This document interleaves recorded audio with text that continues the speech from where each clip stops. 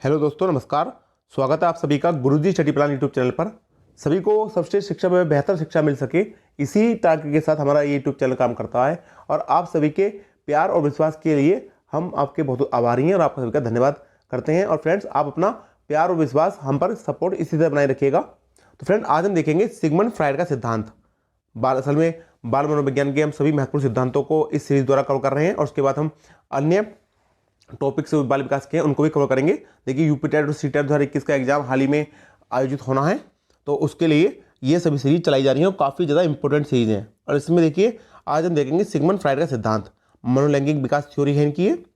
और देखिए, इससे पहले मैंने लगभग 7-8 सिद्धांत कंप्लीट करा दिए हैं और सभी की वीडियो मैंने अपने टेलीग्राम चैनल पर प्ले लिस्ट में अपडेट कर दी हैं। तो आप उस अपडेटेड प्ले लिस्ट को फटाफट से देख लीजिएगा ताकि आपके सभी सिद्धांत पूरे हो जाएं। क्योंकि फ्रेंड्स, सिद्धांत से ही हमारे कम से कम 5 से 7 क्वेश्चन आपके सिद्धांत और पैडागोजी से रिलेटेड आते हैं। अगर आपका सिद्धांत कवर है और उसके साथ पैडागोजी आप कवर कर लें तो आपके 5 से 7 नंबर कहीं नहीं गए, बहुत ही आसानी से आप उनको नंबर को कवर कर ले जाएंगे। तो फ्रेंड, उन सभी वीडियो की लिंक मैंने इसी वीडियो के नीचे डिस्क्रिप्शन बॉक्स में दे दी है, तो आप फटाफट उनको देख लीजिए। और जिन्होंने वो वीडियो देख ली है तो इस वीडियो को देखिएगा। तो शुरू करते हैं आज की वीडियो। सिगमंड फ्राइड महोदय का ये सिद्धांत है और इसको कहा जाता है मनोविश्लेषणात्मक सिद्धांत। तो देखिए फ्रेंड्स, इनका ना प्रतिपादक की बात की जाए कि मनोविश्लेषणात्मक सिद्धांत का प्रतिपादन किसने किया, एग्जाम में क्वेश्चन बने ये, तो आप ध्यान रखिएगा सिगमंड फ्राइड महोदय ने किया।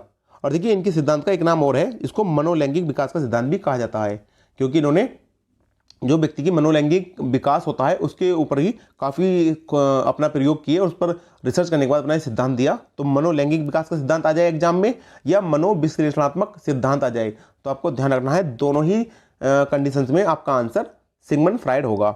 अब देखिए, इनके निवासी की बात हो जाए तो ध्यान रखिएगा आप, ये निवासी थे ऑस्ट्रिया के। ऑस्ट्रिया की राजधानी वियना है, तो वियना के निवासी थे। लेकिन कंट्री की बात करें तो ये ऑस्ट्रिया के निवासी थे। एग्जाम में क्वेश्चन हर बार एक साल छोड़ के रिपीट किया जाता है कि कौन से वैज्ञानिक मनोवैज्ञानिक किस देश के निवासी थे। तो देखिए, हमने जैसे देखे थॉर्नडाइक स्किनर दोनों अमेरिका के थे, पावलोव रसिया के थे और जीन पियाजे स्विट्जरलैंड के थे। इसी तरह आपको सिगमंड फ्राइड के बारे में ध्यान रखना है कि ये ऑस्ट्रिया के निवासी थे। और देखिए फ्रेंड्स, आप हमारे साथ साथ अपने नोट्स जरूर मेंटेन कीजिएगा, या तो आप जैसे हमने बनाए हैं आप एज टू एज इसको अपने नोट बुक में उतार लीजिएगा, अन्यथा आप अपने इससे भी बेटर अगर नोट्स बना सकते हैं तो उनको बनाइएगा। क्योंकि आपके नोट्स ही आपके एग्जाम के, जब आपके काफ़ी नज़दीक एग्जाम होगा, एग्जाम टाइम होगा, तो उस पीक पीरियड में आपके नोट्स ही आपकी सबसे ज़्यादा हेल्प करेंगे। तो अपने नोट्स जरूर बनाइएगा। अब देखिए, सिगमंड फ्राइड महोदय ने मन की 3 अवस्थाएं बताई हैं। मन की 3 अवस्थाएं बताई हैं। ये भी क्वेश्चन पूछा जाता है कि मन की कितनी अवस्थाएं, तो 3 अवस्थाएं। और कौन कौन सी है देखिए, पहली तो इन्होंने बताई है चेतन मन, जिसको कहते हैं इंग्लिश में कॉन्शियस माइंड। दूसरा अर्धचेतन मन, सब कॉन्शियस माइंड। और तीसरी अवस्था है कि अंतिम अवचेतन मन, अनकॉन्शियस माइंड। और देखिए फ्रेंड्स, जो चेतन मन होता है वो हमारा केवल सिर्फ 10% होता है, जिसको हम कहते हैं कॉन्शियस माइंड, वो हमारा 10% है। और बाकी अर्धचेतन और अवचेतन दोनों मिलाकर बाकी का 90% होता है।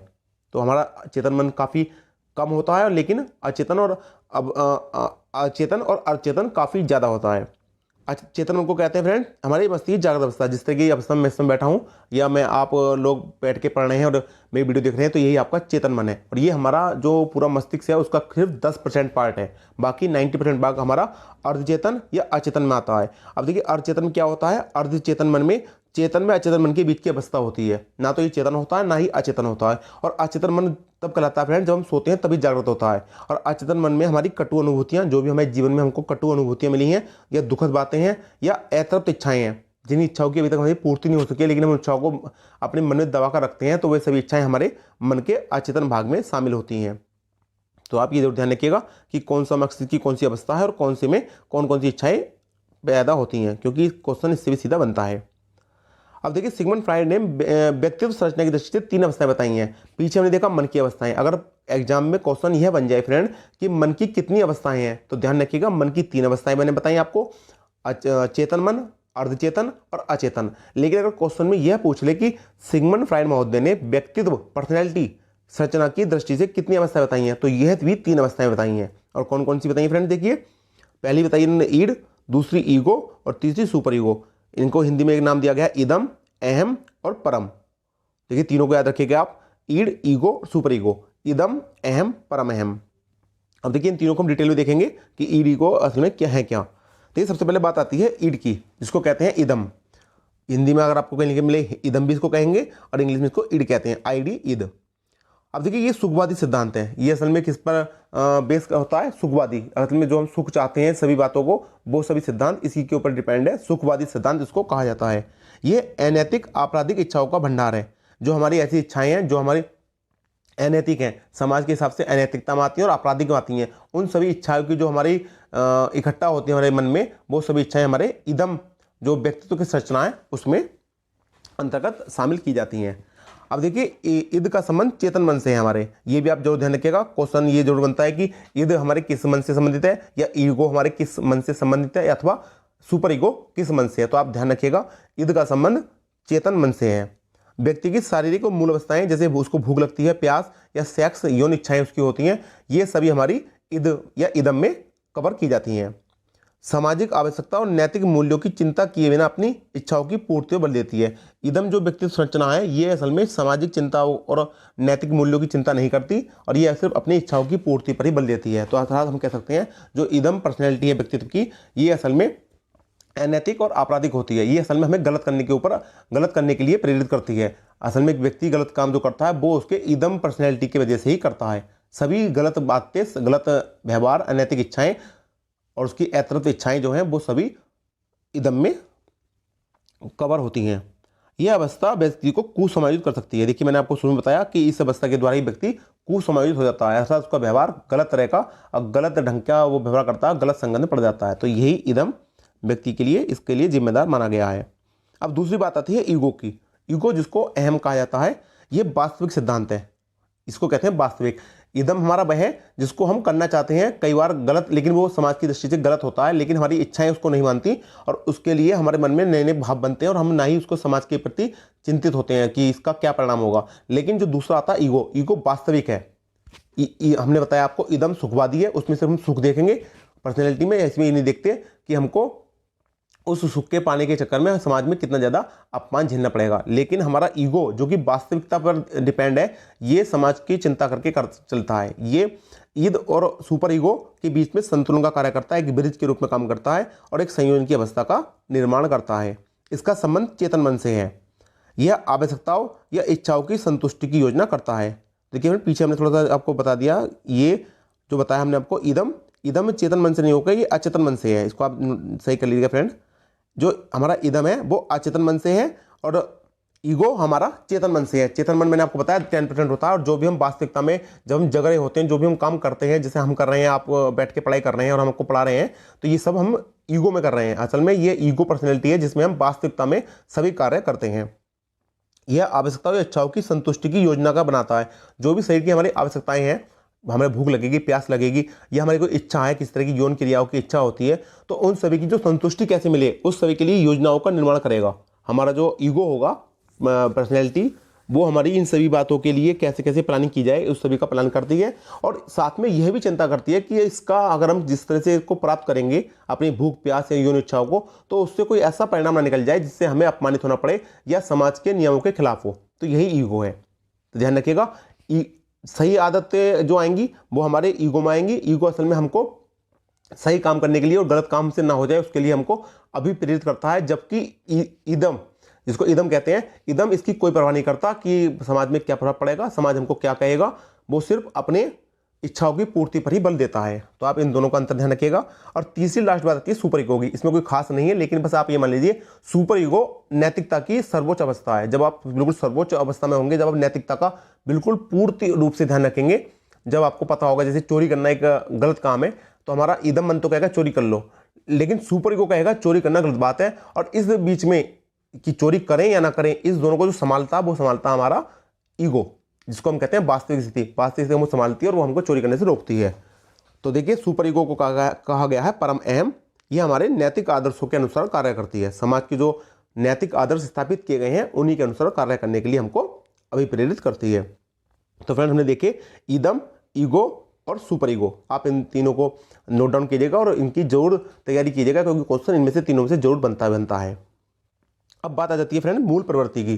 देखिए सिगमंड फ्राइड महोदय का सिद्धांत काफ़ी बड़ा सिद्धांत है।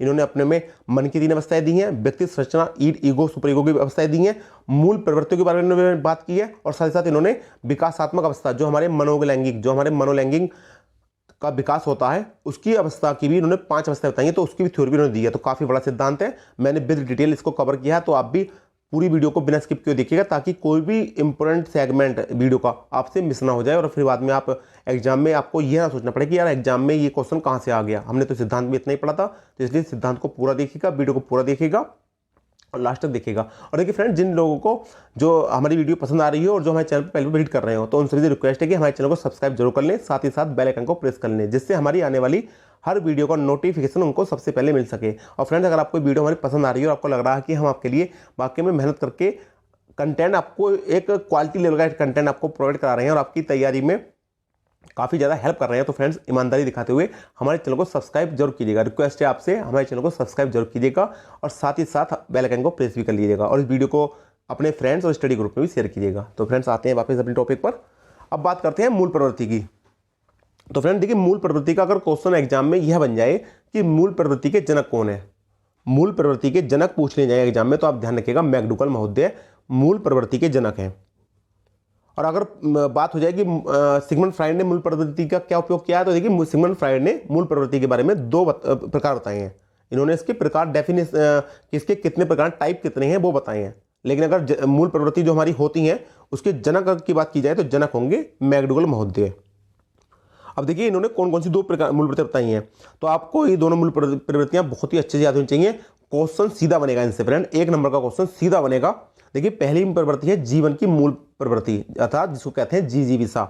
इसका एक नाम दिया गया है जिजीविषा, अर्थात जीने की इच्छा। और दूसरी मूल प्रवृत्ति है इनकी मुमूर्षा, जिसको कहते हैं मरने की इच्छा। देखो मैंने आगे लिखा भी है मृत्यु मूल प्रवृत्ति अर्थात मुमूर्षा। तो 2 प्रवृत्तियां हैं, जिजीविषा और मुमूर्षा। जिजीविषा अर्थात जीवन जीने की इच्छा या जीवन जीने की प्रवृत्ति, और मुमूर्षा मृत्यु पाने की इच्छा या उसकी प्रवृत्ति। तो यह 2 प्रवृत्तियां सिगमंड फ्राइड महोदय ने अपने सिद्धांत में बताई हैं। पहली प्रवृत्ति में फ्राइड महोदय कहते हैं कि ये हमारे जीवन जीने के लिए होती है, और जो साधन जुटाने के लिए हमको अभिवृत करती है। जो जीवन हम जिएंगे उसमें हमें विभिन्न साधनों की जरूरत पड़ेगी, तो उन साधनों को हम जुटाएंगे, मेहनत करेंगे, अपने मेहनत द्वारा उनको जुटाएंगे। तो इसके लिए हमें अभिप्रेत जो करती है वो हमारी प्रवृत्ति है मूल प्रवृत्ति जिजीविषा। और इसमें क्या क्या शामिल किया गया है, इसमें काम वासना भी हमारी आएगी, भूख और प्यास, ये सभी क्रियाएं इसमें शामिल की गई हैं।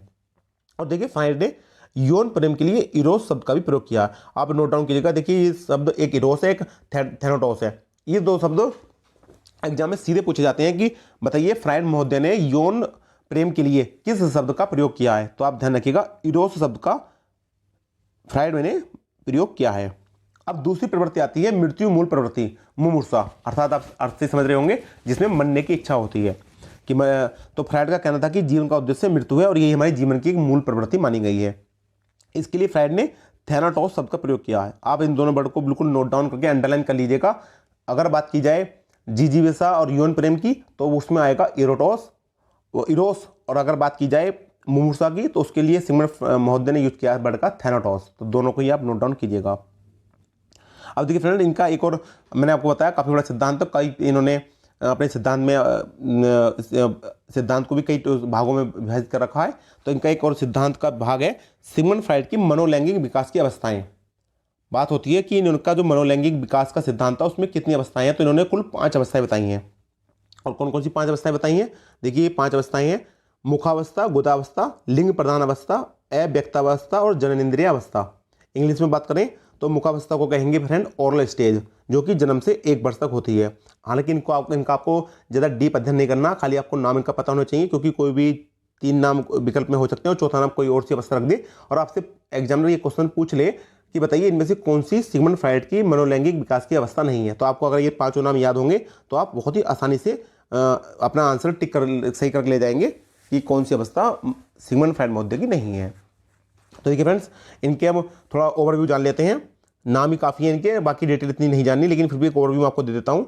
मुखावस्था, जिसको ओरल स्टेज कहते हैं, जन्म से 1 वर्ष तक होती है। आप ये जो ध्यान रखिएगा कि ये किसकी अवधि क्या है, जन्म से 1 वर्ष तक इसको मुखावस्था कहा गया। इसमें फ्रेंड्स क्या होता है, जो बच्चे होते हैं जब जन्म से 1 वर्ष तक होते हैं तो उनका मनोलैंगिक विकास इस तरह से होता है कि उस अवस्था को मुखावस्था नाम दिया है। मुखावस्था, जिससे इसका नाम है मुख, इस उम्र के जो बच्चे होते हैं उनको अगर आप कोई भी चीज़ देंगे, उनके हाथ में कोई खिलौना टॉयज देंगे या कोई भी उनके हाथ में जो भी सामान उनके हाथ में आएगा तो वो उसको क्या करते हैं, तुरंत मुंह में लेके जाते हैं। अब उनका उनका अपना खुद की उंगली है, अपने माता पिता के भी हाथ है, कुछ भी उनके हाथ का कपड़ा है तो उसको अपने मुंह में ले जाते हैं, उसको चूसना शुरू कर देते हैं। तो इसे ही कहा गया है मुखावस्था।